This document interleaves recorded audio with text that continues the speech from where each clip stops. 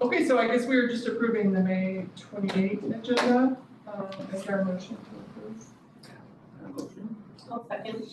All right, all in favor? Aye. Any opposed?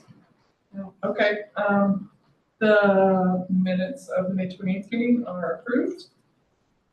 Next on the agenda is public comment. Is there anyone from the public who would like to speak? We don't have anyone connected online. Okay. And then, so next on our agenda is bond project updates. I don't know who's speaking to this.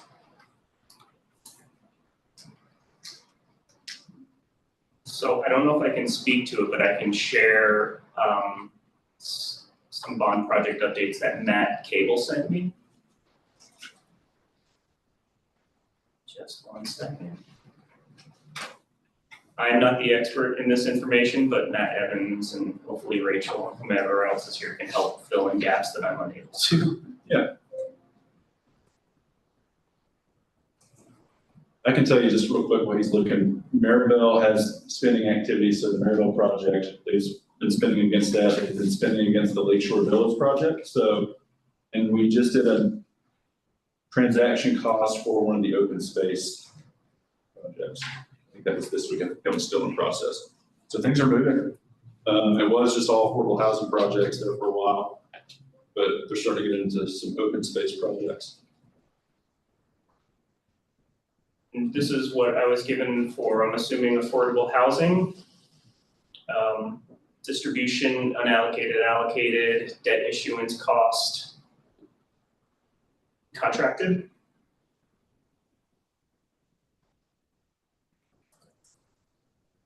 And then I have the 3 specific projects mentioned: Laurelwood, Lakeshore Villas, and Maribel. I don't know what I was just talking about. So those are the 3 that have spending. Yes. Yeah. And then I believe that answers the question from last time, how many units each? Yes. Yes. So when you say that, that's the number of total units in the project, are all of those in our affordable price range? Great question. We need to have affordable housing people be in this meeting. Yeah. Or is that one of the ones where it's 10% of the units are affordable and the rest aren't? Or do we have a breakdown? I thought in these, they were all 100% affordable. Let's see what the.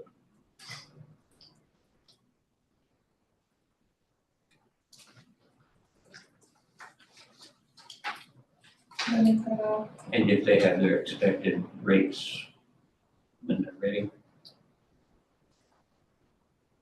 Because that's all part of the contract.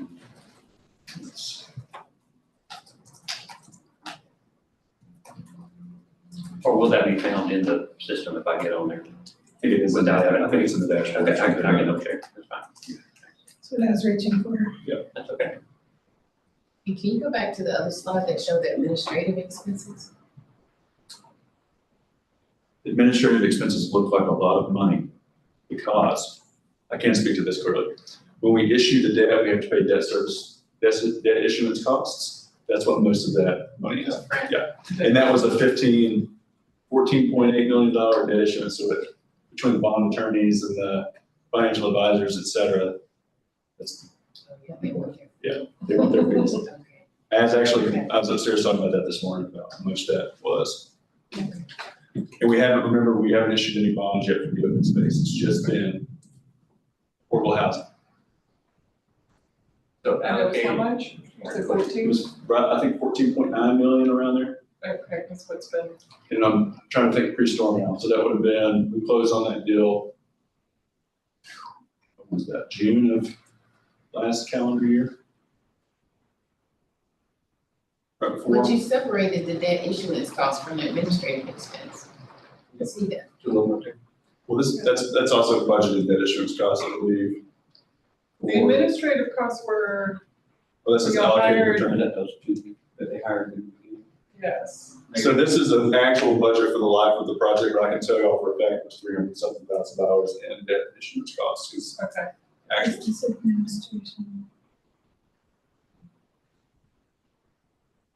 Does affordable housing give you this slide? Yes.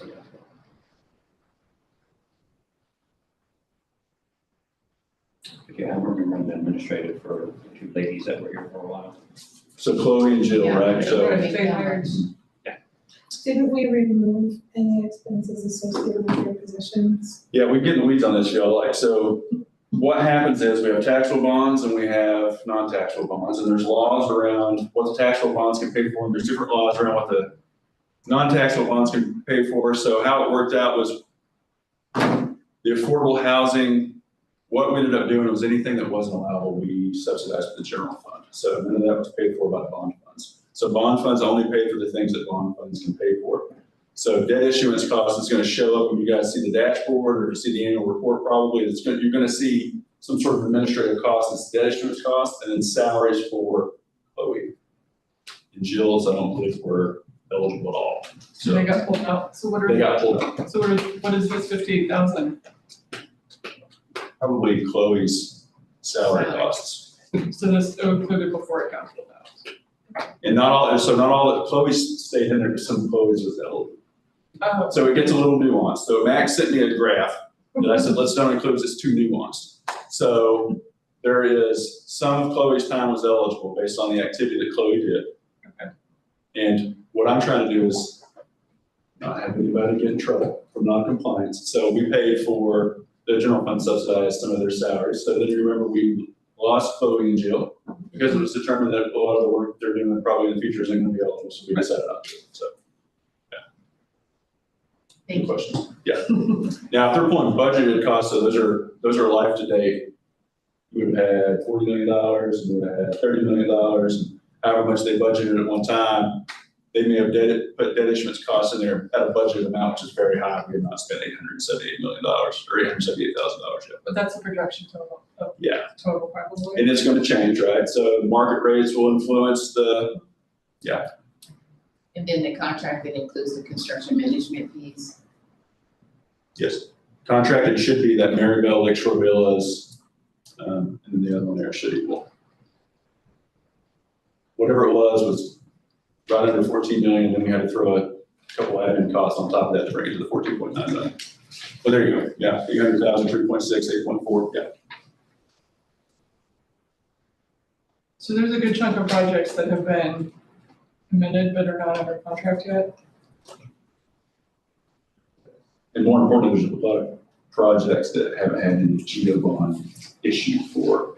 Oh, is that- So okay. remember, so you all get the benefit of seeing the process, I guess, as it's happening, but you're really only auditing the process, I guess, that are attached to the GO bonds. We've only issued GO bonds for 3 projects and some admin costs, so not a lot's really happened yet. But they have adopted via the county commissioners and their subcommittees a few more projects, yeah. Like Redwood Commons is on the list for 1.8, and I don't see any spending on that one yet. Rocky River Apartments is 7.8 million. Don't see any spending on that one yet. And I anticipate that's going to probably be the case. But I am happy to see as time has gone on, Maribel specifically has been moving, like the projects have been moving. So. And I anticipate now with the initiation of that transaction for the purchase of one of the open space projects that those will start moving. I think the storm came in, y'all, and we had to reevaluate kind of what we were doing. I remember Matt Cable had some conversations with the folks that we had, because we had just gone under contract with some of these folks, and then the storm hit. So I think the conversation had to happen, hey, are you still gonna do this project? And they said yes. I believe one of them was actually around like I think one of them had gotten like hit pretty bad. They still wanted to do it. So they can speak more intelligently on that. Did you have a second question? I think during all that conversation, you explained it. Joel, I'm happy to answer anything financial to the in the weeds or nuance of affordability of projects. That's in the dashboard. And we can also fund it from it. So, I have a more general question. Yeah. And know that most of my questions today and probably for this meeting and the next one are a result of me being the newbie here. But I just had a question about, there was obviously some projections pre-Helene about the supply of housing needed to meet the demand in Buncombe County. Yeah. Based on in-migration and based on lack of housing. And so I'm just curious, like, who or which department within the county is tracking, like, when are we gonna meet, when is the supply and demand curve gonna meet? And are we tracking, as these projects are getting built or coming online, are we tracking the vacancy in those units? Because there's just a question, right, you don't wanna overbuild either. And so I'm just curious if you're looking to adjust any of your projections as far as predicted supply versus maybe an adjusted supply curve now. I'm happy to speak to that at a surface level. So I'm Rachel Sawyer, and I work as the Strategic Partnerships Director. And my connection to this room is I'm supporting the passive recreation component of the work. However, I've also been working on the recovery.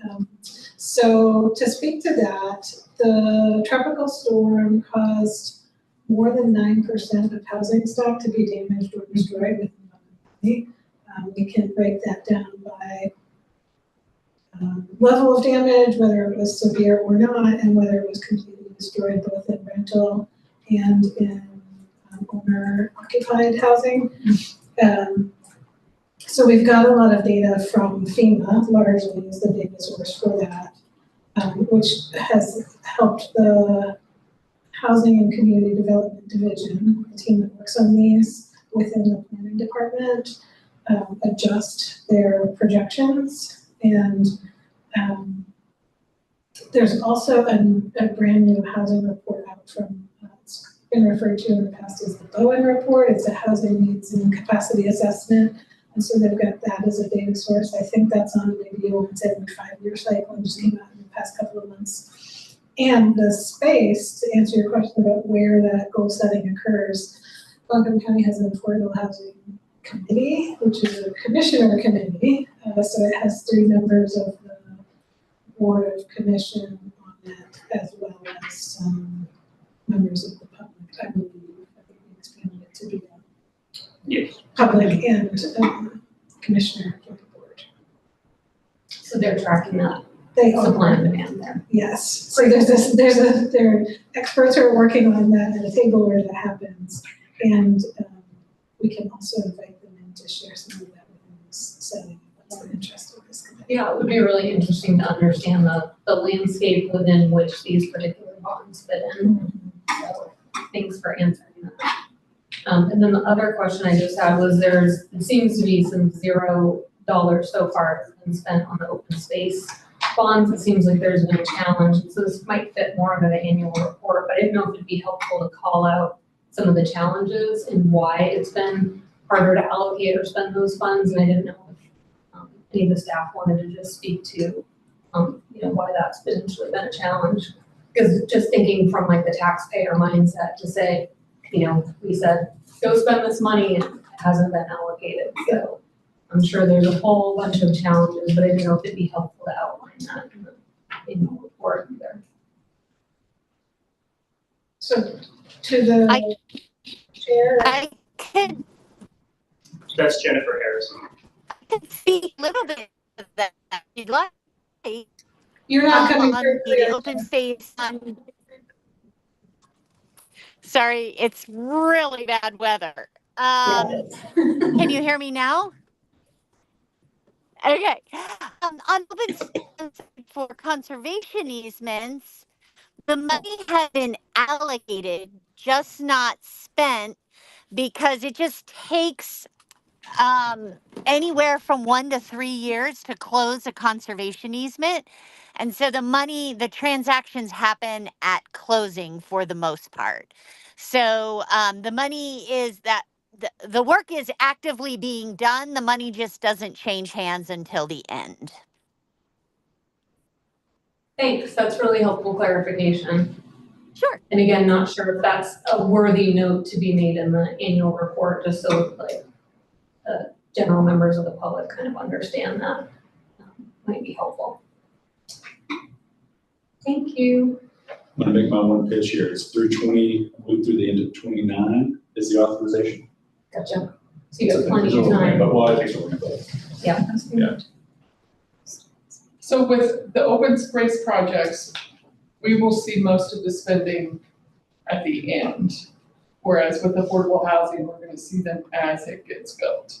And so so affordable housing will be more of a progression, I guess, and then Yeah. or the open space, we might see nothing, and then like, right at the end, there's gonna be just a flurry of spending. Yeah, and I'll speak at a low level of this. So what the contracts typically look like we are part of a funding stack, so that will take some time. But the good news is when they get approved, the contracts start to play out. What happens is they're contractually obligated typically to pay a certain amount up front, and there's a milestone to pay another amount. Then there's a final milestone or another milestone. So those are a little bit more predictable. And I believe you are catching it just correct where if she's purchasing land, you're gonna purchase land, you're gonna see it when it's And done. then it's, yeah. And then affordable housing is being built most likely, at least in these instances. So I anticipate that being the same type of situation through the other affordable housing projects. Yeah, and you remember the affordable housing folks are trying to get those line tech credits, and they're working with different banks to try to flesh out the rest of that funding. Yeah. There's the whole nuance of county government funding affordable housing, right? So, and then throw some GO bonds on there, right? Which has its own set of criteria that we have to meet, so. Stone soup. And I will speak briefly to the other projects that make up the open space side. So we had envisioned it as roughly a third for land conservation, greenways, and passive recreation. What you were talking about with the timing of projects for land conservation for those easements is definitely on point. Greenways are a little bit different because of the way those projects carry out. And then passive recreation, we had the passive recreation land subcommittee, Yeah. which was comprised of members from LCAB, the Land Conservation Advisory Board, and Jennifer's team, and the Parks and Recreation Board with Allison. So this subcommittee reviewed and selected and recommended roughly $6 to $7 million worth of projects that were set to go to the Board of Commissioners for consideration to allocate on October 2nd, which was the Tuesday following the tropical storm. So we did not go to the board with those recommendations. Those projects will, when they come to fruition, will have different kinds of schedules, because that might be trail creation. So each one will set up a series of project milestones for when they will be drawdowns. So it will be a little bit, maybe looking more like an affordable housing project, right, with different disbursements up on the schedule. As for when we pull those recommendations back off the shelf and bring them back for consideration, staff is talking with all of those applicant projects now that were recommended to find out the viability and status of their project, and if they were invited to refresh it and have it be recommended in its current state, what would need to change in terms of scope or cost. So that's in the works. So as part of that, in-works piece Affordable housing, of right? the There you go. scope consideration to They heard us. We need to be. review that scope after Hurricane Helene and all the open space that is now, previously was available, is now damaged, and maybe reinvesting in to that open space. I think it's got to be considered in my opinion. So there may be projects to consider that weren't even envisioned Yeah, a year ago. right. Some of those that the county may be the property owner for. Okay. When you look at some of the major projects that we're building financial packages for, like a park redevelopment, we've had one park that was catastrophically destroyed, we know we'll go for FEMA public assistance, and maybe emergency watershed protection and hazard mitigation. Could open space be one of the sources for that? Potentially. Okay. However, one thing also just to be aware of, the passive recreation and subcommittee did not recommend the allocation of everything that was available. They were still leaving $3.5 to $4 million on the table at that time. So there's a path in which both may be true. Previously conceived projects and not previously conceived projects, but all of them in light of the recovery. With the amount of tree damage and watershed restoration needed, et cetera. Would you all, I got two more Matts here. So Matt is actually our affordable housing guru. Sorry. Would You you, missed all the hard questions. can we have the opportunity to actually answer those questions with the actual affordable housing person in the room? So to recap, there are questions on both the portfolio of already expended projects. We need to know a little bit about this, but then also how we're looking at affordable housing needs assessment and goal setting in post-Tony environment. And the spread of, are they 100% affordable housing? Yes, okay, okay. So, again, I apologize for being late, I had a meeting that ran over, but I wanted to come in person, so I could have been a little sooner, I had to walk through the ring to get here. So all of the projects that are on the list, so the 3 on this slide and the 3 on the next, are 100% affordable projects. They have been awarded at different points, some in the 24 cycle, some in the 25 cycle. They're at obviously at different stages of development and activity, with some being further along than others. In terms of affordable housing needs, I mean, there are still funds available in the bond to apply to new projects. They have not been dedicated to anything. We are obviously aware of one of our major initiatives and projects at the county is the Cox Avenue redevelopment, which is 260 unit site that is in need of between $9.8 and $16 million. So this might be an option of a funding source for that gap to be filled, but nothing has been recommended or decided at this point by the board. And we're hoping, honestly, to acquire some external CDBG-DR funds or some other source to help shore that project up, because that extends our ability to use bond for other things.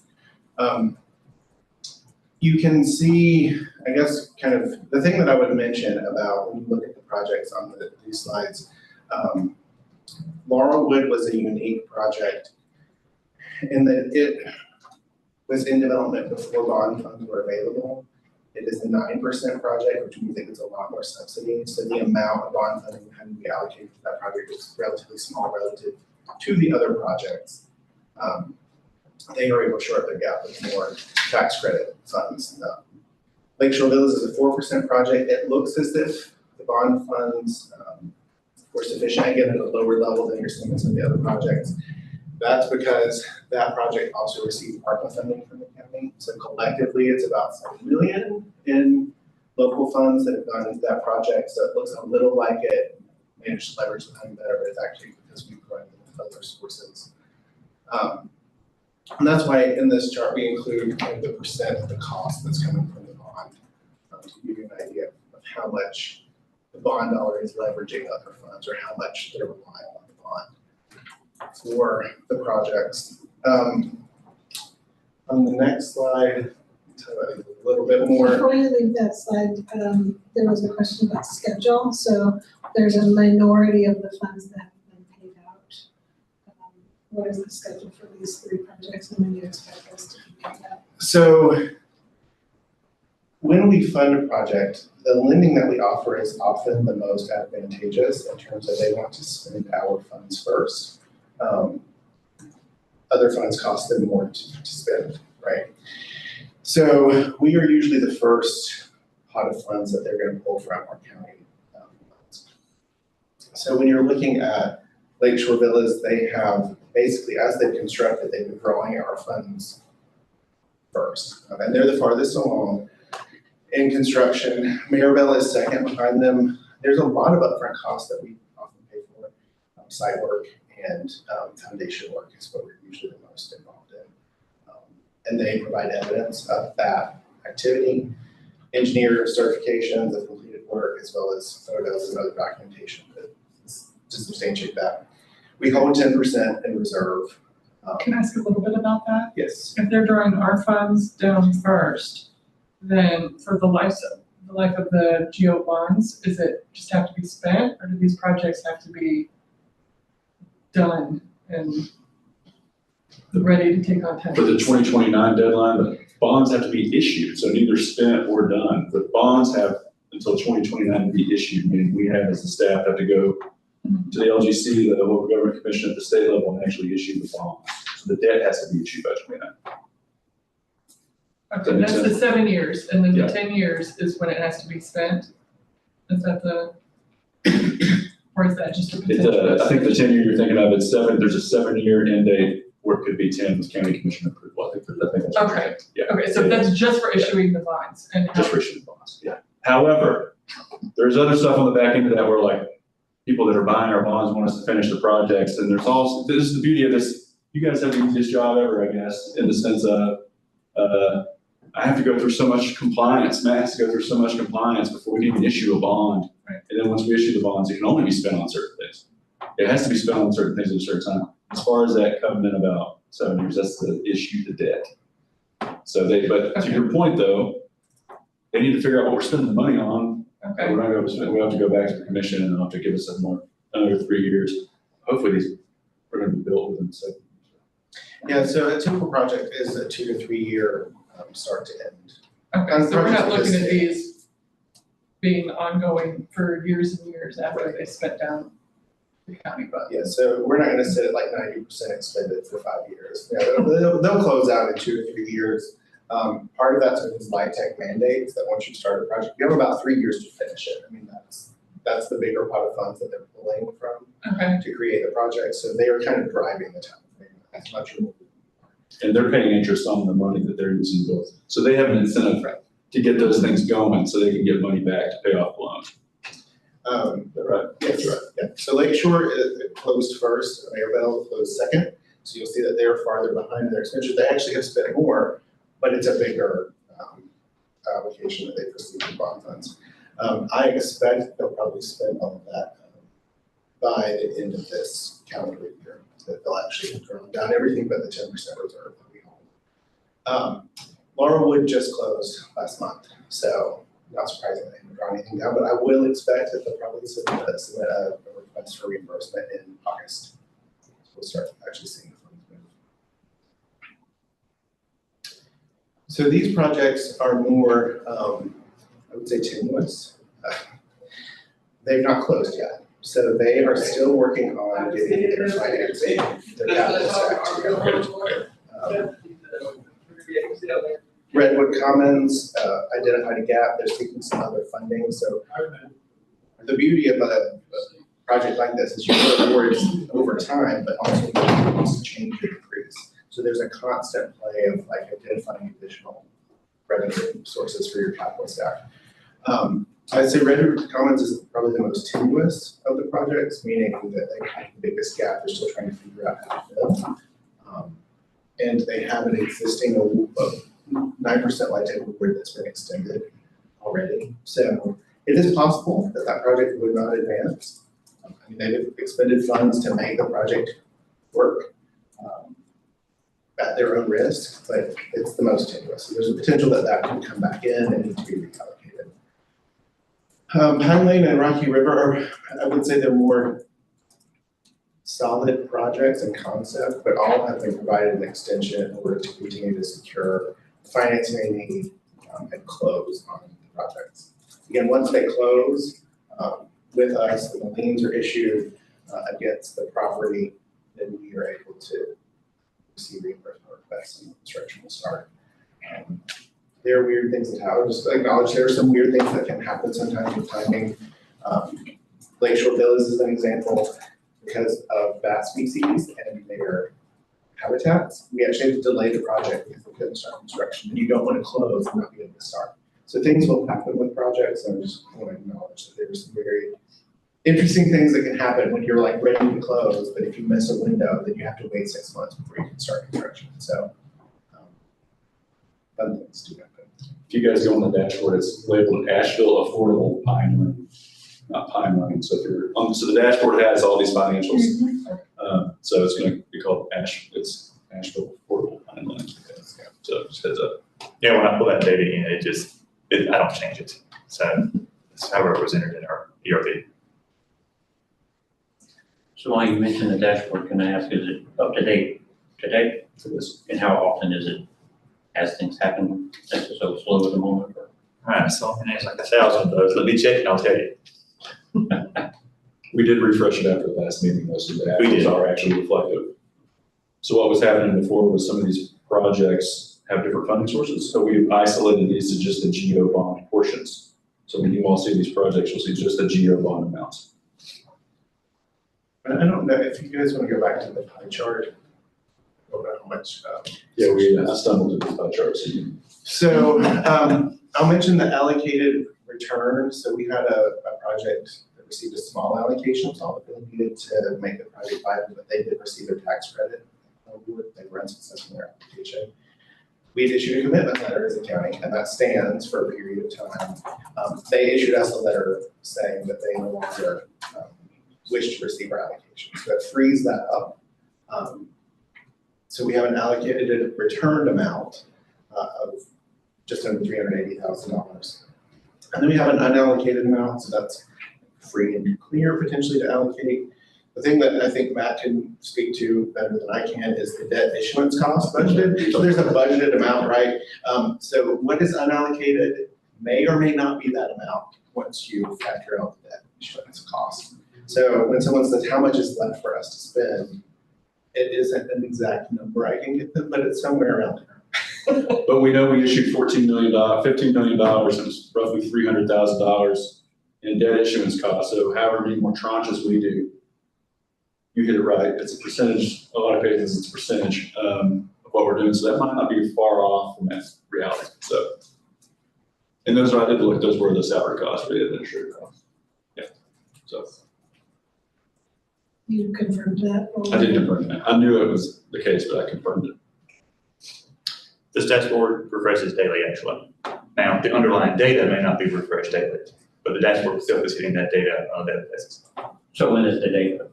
Once a week, once a month? That data gets updated as the project managers go into our ERP and update it. Okay. So that's the variable there. So, Expenditures settle daily. Some of that is manual, so the project status not started in progress. Yes. That's a hand torch. but in theory, as Matt enters the contract in, and then we pay against the contract, as it goes through a process upstairs with all the folks processing that payment, you should see it whenever it clears and hits the actual GL, you should see it. I'm hitting it when that happens. So the dollar amounts are pretty up to date. Yes. Just curious, what system do you use for the project managers to update this? They updated in our ERP system, our enterprise resource platform, which is Workday. Yeah, and then the dashboard itself is built out in Power BI. Just curious. Sure. The return funds will go back in the pot in 6 months or so, is that what you mean? It's on hold. So they're actually not held because we requested, so our commitment letter would have stood through July 31st. So we give them like a year plus the month to claim it, right, if we're going to commit to something. So they actually, the letter itself would just expired tomorrow, but we asked them once they had received the award, if they would officially correspond that they could receive our application. So that it would be freed up in the event that there was a desire to allocate it to something else or another project that came along. So it is really available to be allocated right now. But we did differentiate it because there was an attached allocation. We didn't want to lose that some activity happened. We can just let it go right back in and absorb. When we prepare it next time, we'll be outside of that window of the allocation, but it's just going to go away. And we would add that back to the unallocated balance.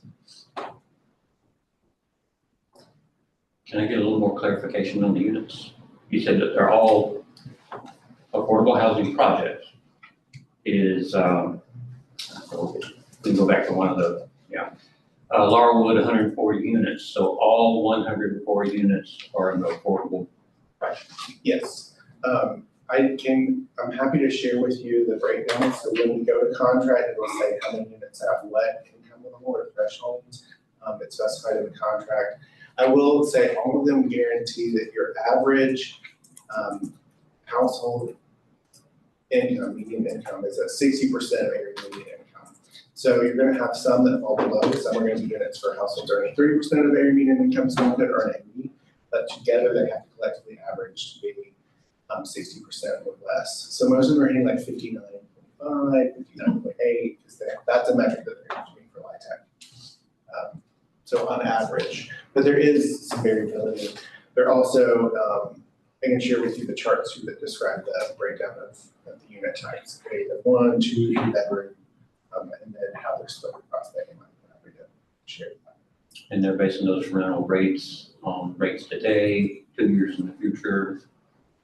So whenever they build the pro forma in terms of, to prove to their lender that they can generate the revenues, they build them based on the allowable rent, based on the income at the year they're closing, right? So right now, 80% of area median income is this. You can only charge up to 30% of that. So that household for it to be affordable. That sets your rent rate. And then in those reforms, there are standard escalation rates based on the expectation of increasing rents and salaries. And then that provides the necessary revenue stream to prove they have the capacity to repay the debts. Is there a time frame that this bond in the number of years that they have to be affordable, or is this, do they get to make up their mind 2 years down the road? So the project itself, because these are all LIHTC actually has the longest period of affordability behind it. So you're going to get 30 years. There's the potential that they could try to exit at 20. There's some penalties and other big issues that come out of that. Our loans are structured at the county to guarantee a 20-year period of affordability. So that's what we're looking for at minimum. LIHTC has a higher standard than ours. So we've been looking for that. And they're also structured for them to fully repay us at year 20. And so if they're not in the capacity that they've been able to repay the loan, fully at that time, they'll just refinance. But again, the LIHTC is going to hold that affordability environment over their heads for that next 8 year period. You may not have to answer it in this way, kind of go with Casey's question about the number of units available and all of that is, what do we have? 2, 3, 4, 6, 700 units projected over the 6 or 7 projects, something like that. Anyway, so whatever number that is, how is that looking toward what the county is in need of and trying to? So in 2021 and 2022, the Affordable Housing Subcommittee worked to identify goals based on the needs assessment at the time, and the board endorsed those. And so in the rental space, the board by 2030 wanted to create between 1,500 and 1,850 new rental units. That's part of the impetus and why the board supported pursuing a bond. It's really the only way to leverage the kind of resources that you need to realize the number of units that and we, for the Affordable Housing Subcommittee, as a subcommittee of the board, we provide them with quarterly reports on our progress towards meeting those goals, as well as the attaches which projects they are. The bond is by far the biggest needle mover. That's the thing. If I can ask one more. Does the dashboard show the breakdown of 1 bedroom, 2 bedroom, 3 bedroom? I think what we should do, Matt, is include those data points in the description. We can just update that one time, they'll be in there. Oh, you just drop in the description, on that before. Yeah, so we'll add that in the description. Because speaking to his number of units trying to get to is not the 1 bedroom our biggest need and usually the least built. So 1 bedroom is the biggest need. Projects will define in their application what their unit mix looks like. But we do see a lot of 1 and 2 bedrooms and frequently 3 bedrooms. We haven't done a 4 bedroom project with even a 4 bedroom unit in quite some time. It's just not, the market doesn't support it. When they repair their, when they're going out to lenders, they have to provide market studies and say this is what's actually in the market, period. So we are seeing a lot of 1 and 2 bedroom. Not often exclusively a 1 bedroom or studio type of development, but supporting that qualify for that, obviously. There is a new housing needs assessment too. I know that was a question about what our housing needs are. It was completed in June. it's a document that is created through the Asheville Regional Housing Consortium, of which we're a part. And so it has new updated estimates of gap. I know it's not really surprising that gap that we're bigger. It did work to try, and this was another question I don't really get back to. It did work to include some of the need created by Helene damage and the impacts of Helene. So there are some elements that address that, but not fully, I wouldn't say. Time in which they developed that, variables that were unknown, data that wasn't yet available. And so we were looking at Helene created damage for like multifamily units for rent, how many of those were destroyed, home ownership units, which of those were affordable. So we are going to be trying to evaluate that in terms of how you respond to the gap that created in addition to the regular gap created by market forces and lack of existing affordable units. And Helene didn't, I think he mentioned it earlier, did not stop any of these projects or add any burden or cost or anything. No, we were really fortunate. We reached out, the immediate days after the storm for all of our existing developments that, were functional, pre-Helene to see if they had sustained any impacts. And then we reached out to those projects that were in the pipeline to say, it's a still live project, what happened to your property? Certainly some of them did sustain impacts. The Redwood Commons site is near Stonewall River. And so they were impacted as a site, but not such that they were going to move forward on the project or anything like that. So the expense of the affordability of the projects is continuing to move forward, even though after Helene, construction expenses have increased astronomically. So that's why, Laurelwood was slated to close like 5 or 6 months earlier. Impacts and costs. So things like that will delay, and it causes an adjustment to capital stack. But honestly, Helene, I don't want to minimize Helene's impact. COVID was an enormous impact. Affordable housing, multifamily affordable housing construction has been so unpredictable that it, as a variable, didn't seem as impactful because they've been through so much with COVID. Insurance costs is a huge issue for multifamily housing, with condo collapse and so many things happening within that market. So there are things, insurance costs that used to be $30,000 a year, $150,000 a year for a project, and that's an operating expense that is built into the performance that proves you can't repay a loan. So they're struggling with a lot of very dynamic changes in the market that are atypical. We had some pretty reliable things happening for about a decade, and now we've had just unprecedented unpredictability. So we do see a lot of delays in closing.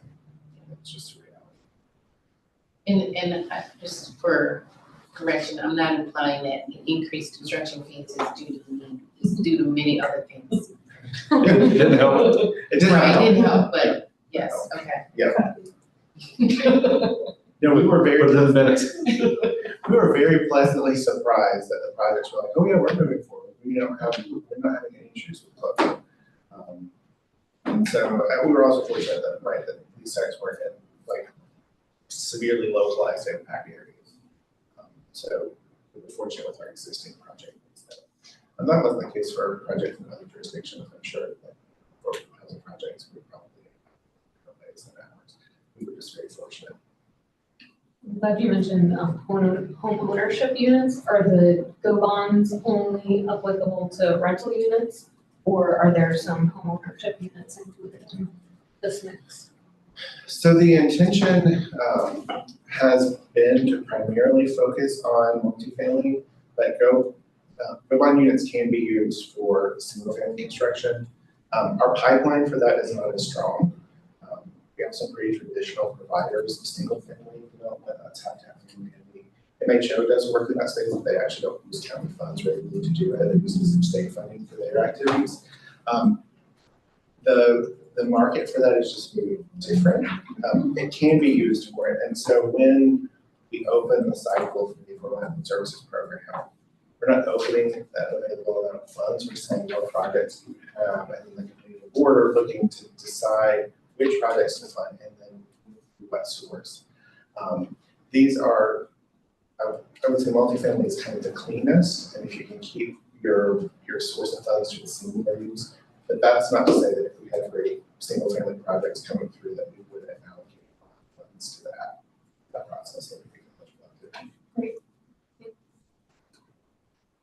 And there are goals that we set for homeownership project development. And so we're farther behind in terms of like the percentage that we're achieving, that just we don't have. Is there a separate allocated fund pot for ownership program for public health? So there is an annual allocation to the Affordable Housing Services Program. We do not have one in this school year, given the only impacts on our budget. We do have some prior year unallocated that may be allocated through an upcoming cycle. We're trying to evaluate, what you do with a prior year unallocated balance when you have some recovery needs, but you also are doing this new activity. So that's traditionally how they've been funding single family and home repair activities is through a regular allocation. We're gonna stop asking questions now. It's been a while since Oversight looks like that. No, and it's good. I was texting Rachel, I was like, it's good when the affordable housing people were here to talk to her about affordable housing projects. Yeah, no, it's really helpful, and I just think like there's recognizably still a huge gap in affordable home ownership units versus rental units, and affordable home ownership units, I feel also for the community just provides more buy-in for people who are gonna stay in the community and invest in the community, and so I'm glad to know the county has some goals with that and that it's an eligible use, and just keep our fingers crossed that maybe we'll see some more of those in the future. Thanks. I don't know, I think all the baby boomers are gonna die off and there's gonna be way too many homes, not enough people. It's just my prediction, but who am I? You are a member of this committee. There are fewer children participating in early care and education and education, even when we account for charter school, homeschool, private school, not just public school. There are fewer children. They don't want their parents' house.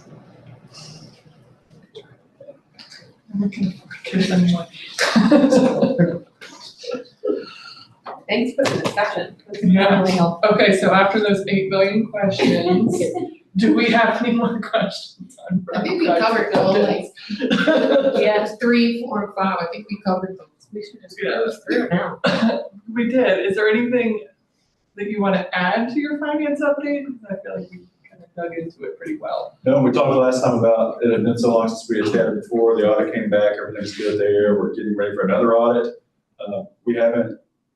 We probably won't issue any GO bonds in the fall, so by the next time we meet, I may have an update on that. Okay. But I mean, Matt's showing me his financials and then us kind of crosswalking. Matt was looking at the total allocation of $40 million affordable housing bonds versus what you're gonna see in the financials when you go on the dashboard. So that's budget came in here for that. So no, I don't have anything else to add. And then we were sent an annual report and we need to vote on. I don't know if it's a vote. All I know is that, just for the background, for you, you got the annual report last year. An annual report's basically the report that you all agree upon to send to the Board of Commissioners to show what's been going on for the past year. Would be a vote. It would be a vote, okay.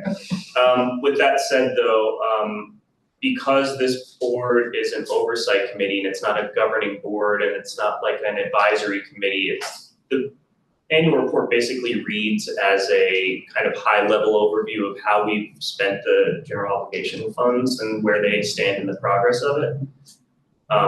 So if there's anything that you think it's missing or you would like to add associated with it. I guess just on the record, I had mentioned earlier that adding any challenges for transparency for the public, just to say, here's some of the things that we encountered as staff that, prevented meeting our expectations or whatever, I think that's helpful. And then there was just, like from an editing point of view, under the FY24 actions, I didn't know if there was like a tense change needed, because it says will instead of did, because that's FY24.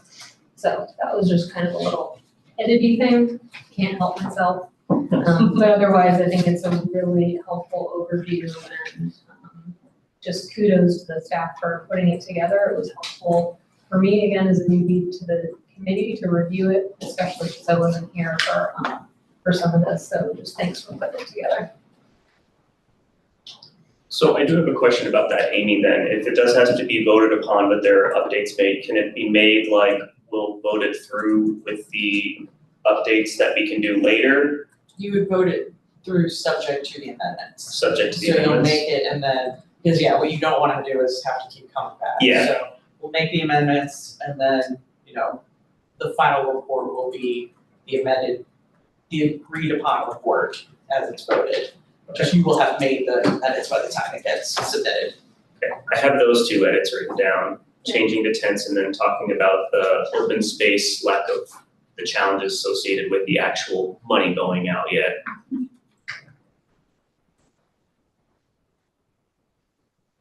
Any other changes? I'm sorry, repeat that. Check any other changes, questions about the annual report? I identified inconsistency with the dashboard snapshot. Page 3 shows $16.1 million of funds allocated. At the table on the last page, under open space, the table on the last page shows $15 million of funds allocated, so that there's a correction needed there. But doesn't that say as of July 2nd? So would that be? So perhaps it's, but you haven't had a bond issuance. I mean, you haven't had an allocation approved. It may have been when I took out the administrative table because of the That would be ones it. with it, so Probably. I'll just have to adjust it based off the taking out of the administrative table. I think the question there too, on, so we're looking at the dashboard right here. Yeah, so it's a little misleading as to what those two cards are at the top of that dashboard versus $30.4 million of $40 million affordable housing. We haven't budgeted that. That's just what Matt's been talking through for the various subcommittees. So if you're trying to compare something up here to what's in the financial table, it's going to look different. Allocated does not mean. Allocated does not mean budgeted by the board, and we've issued bonds on it. We may put how does it sound if we put a data description in the dictionary down below as to what that data means at the top? Does that make sense? Allocated Yeah. versus issued. I'm a staff person, not a Yeah. committee member, but when I Yeah. think about their role, Yeah. they're tracking projects that are approved to use neither of the financial words. So what projects are we committing to? What commitments have we Right. made? How much have we fully spent? That's on the dashboard Right. of those commitments. And then what is our bond activity? The bond issuances to go along with that. Yep. But at this time, it looks inconsistent. I agree. Yeah. You all agree with that? We'll make that work quick. It's Yeah, like I think you're it's really tracking just that- in-flight projects, you're tracking in-flight projects, then actually it's 3 data points, and we probably could just add. Well, that 16.1 shows up right above the table as well. So on the second to last page, under the current bond allocations and funding, it's saying there's 16.1. So it's wherever that Oh, I used to do that. extra 1.1 is allocated, probably just needs to be added to that open space project table at the very end.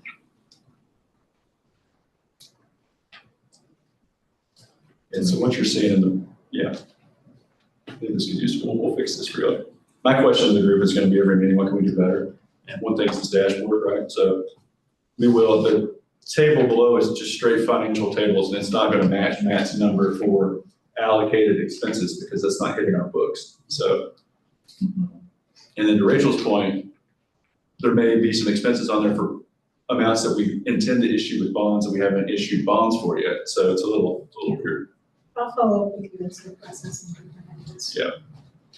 And can we put in here where we are with with the actual bond issuances? And to clarify that is how much have we issued of Yes. each? Okay. Yes. Yeah. How much has actually been issued to date? We'll just make that one so infrequent. Yeah, we'll just make that a main one. Is it okay if that's just a separate update from the dashboard, it's something that we notice? No, I'm saying like add it to the annual report. Yeah, What- that, yeah, exactly. Yeah, Okay. yes, separately. That's one of But the I feel like things that's a that big part of what we're, Yeah, I think we add it to the dashboard. As just a- We'll have a dashboard and have a conversation with staff, but in terms of annual report. For the annual report, let's just, if we can add in. Probably just a clear table there too, right, that just says amount issued instead of just burying it in language, I guess. Is repayments, are we far enough along in the life cycle to reflect that? Yeah, I mean, you all, Debt service? we're gonna be paying debt service on the bonds, I mean, you won't want that information. No. Okay. And that's for, it's really for you guys to tell us how much Yeah. information is, I but think, Yeah, to Rachel's the point, public wants to know what's. yeah, you're all asking great questions and we're finding out that there's 3 confusing data points, which is what's in flight, which is allocated on Matt's pie chart, which looks different from the finances, which is what we've actually spent. And then how much we've actually gone out for issuance. That's 3 different data points we need to be able. It would make Right, clear. and once you start going deeper, it gets more confusing to the public, and then they're not gonna understand, and those discrepancies are going to begin to create doubt and concern. Right. I don't want to do that. But, and I want to help you guys if you're out there going, oh, we've issued $16.1 billion in bonds, because that's what the financials say. It's not true. So you spent $16.1 million. And I think that's, I mean, the timeline we're on is the issuance. So I think saying, here's what we've issued is an important data point. Not Yeah, but not how we're doing how day to we day. Is the allocated, so the table, so now we're talking about the dashboard, I'm sorry. The data that we have at the top of the dashboard that says X amount of dollars allocated, is that useful information for you all? Yes, Okay. I think we want to know what, Okay, because they're not technically approved yet. What is allocated mean? Yeah. Exactly. On the dashboard, Exactly, it's the that wasn't rhetorical. 16, it says $30.4 million of $40 million is allocated. Which that is the ones that we budgeted, that stuff that's going through your subcommittee that's approved, but not approved by the commission. It gets counted as allocated before the board votes on it? And that's where I'm going with this, right? So like, what's the most useful number here? I've been operating under the assumption that allocated means that's what's been approved by the board. I guess that's the question, have we approved $30.4 million? like obligated to be spent. Yes, that's what, Yes, so I don't want to speak to that. On housing side, on housing alone, the board has made an action on all 6 of those projects. They have said we allocate this amount of money, we're budgeting it. There is a budget that exists for it in Workday and for financial purposes. Even if we haven't done the contract, the budget is available. Allocated does not mean obligated. That feels good though. That feels allocated, if it's board approved, that feels better than in flight. So Allocated I do means think that's a budget. useful number because okay, it means approved but not encumbered. Correct. Not necessarily Yes, correct. contracted. Correct. Correct. So that number is subject to change then, The allocated, yes, yes. so then it's not factual. It's subject to change only if a project doesn't advance. So right now, And that would be on the project side, right? If we're saying the county has promised this, unless the project come back and says, no, never mind. The board would have to vote on it again, though. right, to reallocate the funds, they have to vote on it. So like in that previous slide, there was a return, Yes, so that has to be voted on again as well. Right, so no other project So it has goes happened. The board would have to allocate that amount. Okay, Would the contracted number be better there instead of allocated? maybe, yeah. Well, unless we define, I think back to your earlier point, if we define allocated and add a definition, that might be. I do a lot of work in the grant world, so awarded is another word that we use to not get too confusing with the accounting system, but staff can circle on this and come back with something it's really budgeted is the word. for the dashboard. That's the word, it's $30 million budgeted, right? I think that would be fair, and we steer clear of awarded because our funding is mixed with grants and loans. If you say awarded implies it's a gift, right? So It because doesn't it's a have to loan be product, repaid. we use allocated, but budgeted, I mean, that covers. Budgeted, well, but for the bonds, it does not have to be repaid, correct? No, they're loans. Yeah. Yeah. Oh, that's, okay. Yeah. That's what's being checked. And so for the purpose of the dashboard, that number, 31 million, whatever it is going to change once, if there were an action to take them by the board, finance staff, project managers would go in there, edit those amounts and, commensurate with that vote, and then that would be revoted. And I would love to keep this as simple as possible. That's what I was for gonna say, everybody. simplicity So- is So better. I mean, I feel like the important things, because the timeline is based around what has been issued as bonds. Correct. And then I think the public wants to know what projects have been promised. Contractor. Well, I don't. What do you think? Budgeted So- asterisks. this is Well, I a feel like good, if this is a we're good saying- conversation to have, and I think this is probably the best conversation we've had. Right, So so the- giving us the direction promised and letting us figure out how to. Well, I don't know, Well, we don't know what the I'm direction not is sure yet. we're all on the same page, and that we're all in agreement of what we think It hasn't is. been approved. I don't think we wanna push off both. For public, what's the word I'm looking for here, y'all?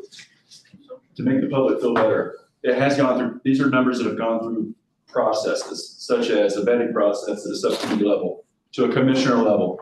So it's not as if the numbers were just Madison's office putting numbers out there for affordable housing projects. So I think, I guess we need to decide, do we want to push out the approved amounts, or do we wanna push out contracted amounts? Because those are different. And is that language that we can all agree means? I'd also say what about assign? What do you mean by assigned? Yeah, please. If we're trying to find a word that fits, like, it's been assigned to this project. Yeah. It hasn't been But, so committed, contracted. we have too many Matt's, but to Matt's point, he indicated that the amounts have been budgeted, right? They just have not been approved, and so. No, they've been approved. Now, they have been, so, I think we can bring yeah, numbers that the Board of Commissioners have taken action on. And if the Board of Commissioners have to go back and take new action based on an update from staff that a project wasn't viable, they'll take new action to review. Because the public can follow that along, because that all happens in public Well, spaces. we could probably even include links to the project ordinances by the board. If No, people want to read. not they're in the, they have. Yeah. Yes, it's not through Word. Yeah, we can, they're few enough, but we can just add them to the website. They're all board approved, budgeted. So the board approval is the board approval is the budget. That's what they're doing. So, The board does. Well, I was gonna say, So is that what when what we're seeing is allocated? At Allocated least is for budget. affordable housing, we know that means that's what's been approved by the board. if it simplifies things, we can just show you the budgeted amount and the actuals, budget and actuals. Just pretty straightforward accounting. Actuals is what has been dispersed. That's what's been spent. That's what can be, I mean, actuals already up there. Budgeted is what is available to be dispersed. What that won't show, just if we just do that way, is how does that make up the whole of the bond? There's 3 data points. We also need to, and it's few enough, just bear with me, Rachel, I know you're trying to kill this, you're trying to end this conversation. We need to just manually add how much we've actually issued in bonds. The easiest thing is we just add a sentence that says we've issued this much amount in bonds, period. Open space, affordable housing. For the public, if you guys are out about it, you think we've only issued 1 bond, and it was, I'll give you the number. So, it should be in the annual report. Well, this is gonna be a It is- fun It is motion. not. Not even in the language in the writing.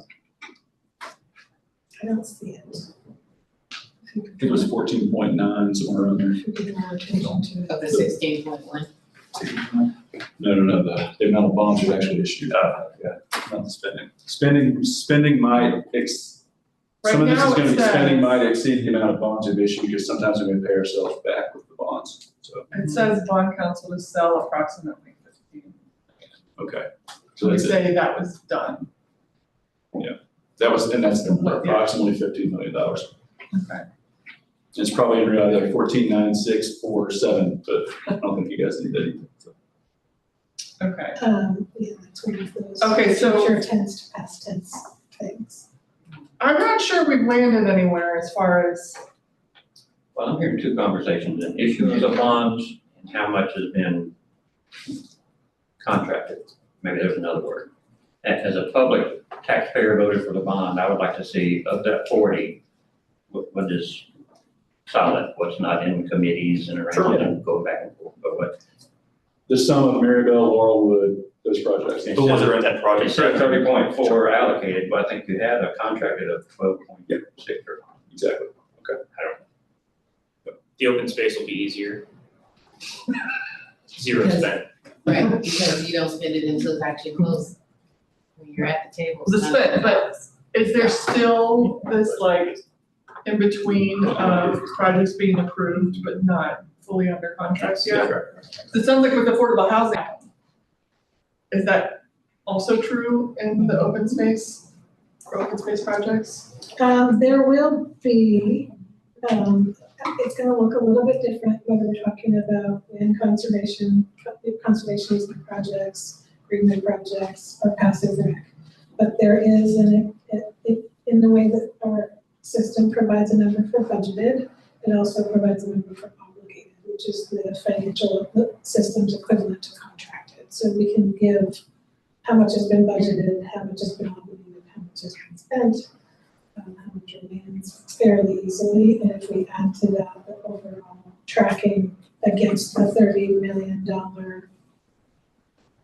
amount, we can show remaining. And we should also be able to easily add the bond issuance to that. Okay, I think we've got two separate issues, and that is what data do we want to push out on the dashboard? And we need to vote on an annual report. Okay, right? So, right now we have for our annual report, subject to changing the tenses and. Changing the tenses, the challenges, and then clarifying budgeted versus allocated versus like commissioner approved. Yeah. Yeah. And it is in here how much bond was sold. Can we highlight that a little bit more? Let's add a table. How about we just have a table and we'll just add to it and it's very clear on how much we've actually issued bonds for. That'll be the most I simple. feel like it's just kind of buried in here, and that's like the biggest. And I agree with y'all. That's what y'all are here for. Working on You're so solution driven. Okay, all right, so the only part of this that I think we're still struggling with that's tied to the annual report and also to the dashboard is what data point do we want to push out? Do we want to push out what's allocated / approved, or do we want to push out what's? But is that in conjunction to the annual report? That's separate. Well, I think it will be reflected in the annual report. Because right now what we have in here is allocated. So the annual report is as of a specific date, and we're talking about moving forward with the dashboard, so that wouldn't be reflected, would it not? It doesn't have to be. I think if there's any confusion around what allocation means or budget, I think I also remember another conversation where we said, hey, don't say the word budget, use the word allocation, so we changed the language. I think whatever makes the most sense, we need to make the change in the report. Because the whole point of this is for people to understand what's going on. I don't think that it is too much of a leap to say that both this committee and the general public could handle the 4 data points, which would be budgeted, obligated, spent, and remaining. I don't think that's too confusing. I think that actually adds clarification. That would be the opinion of one committee member, but I think that Joe Q. Public could look at a dashboard with those 4 things and say, okay, I understand the nuance, the difference between budgeted, obligated, spent, and remaining. But I also hate creating more work for staff. Don't worry about that. We want to be transparent though. We want. Yeah. And we can very easily add, even in that dashboard and report, we can add a little dictionary that says this is what budget means, this is what obligation means, this is what actual means. Okay. How do the committee members feel about I agree with that. I agree. Yeah. that? Okay. That's work for You staff. cool with adding both? But they already have the number, so I guess it's To just. the report and also to the dashboard. To the But report. but starting with needing to vote on the report. So if you just add, that's just, I think, one more column. Yeah. In there, and then, the other, the open space project table, to make that add up to the 16.1 Okay. allocated. Are those all of our changes to annual report? Yes. Have I missed anything? And I would just say consistency. It also, if we're gonna do budgeted, obligated, spent, and remaining, I think following that with both affordable housing and open space, so that there's consistency between those 2 reports. Is that attainable for staff as well? They both follow those same rhythms, okay. Matt, do you have any, when does this have to be approved or adopted by the commissioners? There's no specific date that we send them to commissioners. We try to do it at the beginning of every fiscal year, but there's no expectations. This is a little more detailed than I thought we were gonna get. I thought it might just be a few bills. So you guys, this is your committee and you are certainly welcome. My recommendation would actually be to do the edits and then adopt it. Because what I don't wanna have happen is that you adopt it and then see it and go, this is not what we meant. So that's my recommendation, but if you want to adopt it subject to the edits and just sort of, So our next meeting. It's November. Is November, is that later than you probably should send an annual report? I mean, I don't know. You can always call a special meeting. Yeah, I was gonna say, we can always just call like a 15-minute special meeting where we all hop on and just vote on it. Love it. Yeah, Great. Let's Just do don't that. put 15 minutes in. I'm not gonna say that. not with this group. The purpose of the meeting will be to vote on the annual report. And I will say that while I have all the faith that staff will, execute these edits perfectly, I think for accountability and transparency for the committee, that an additional meeting just to make sure we all put eyeballs on it and say yay would be a worthwhile time spent. Sounds good. Alright. I'll make it so. Okay, I think we're all in agreement on that. We're not taking it out? Okay. Next steps, obviously, get changes to annual report, call a special meeting to vote on annual report. What else? What's next steps for us? What would be the expectation date for that to be completed? Question. Is this a fiscal year annual report next? Yeah, Would be good to have it somewhat within the first, where are we, July? Within the first quarter of the year, I think would be. yeah, my goal, Or fiscal year, I'm sorry, so sometime before October. would be I was gonna say August or September at the latest, like, it shouldn't be too much to update. We have all the information. Yeah. So yeah, I'll We could anticipate a special meeting within the next month. Yeah, should this board approve that, or committee approve that? We need to. you need to call a special meeting. Right, and then it has to be noticed and all that kind of stuff, so. We don't have to like vote to have a special meeting. You don't have to vote when to have it. You can just call it and then we'll advertise it. Yeah. How long is the notice have to be? It's usually 10 days. Yeah. We'll just Yeah. Put it on the website. We'll make sure everything gets noticed. Yeah, you don't have to worry about that part. Matt's got the bylaws up. We will hopefully find a date to do And that. yeah, I'll work with you all on dates that work too. Okay.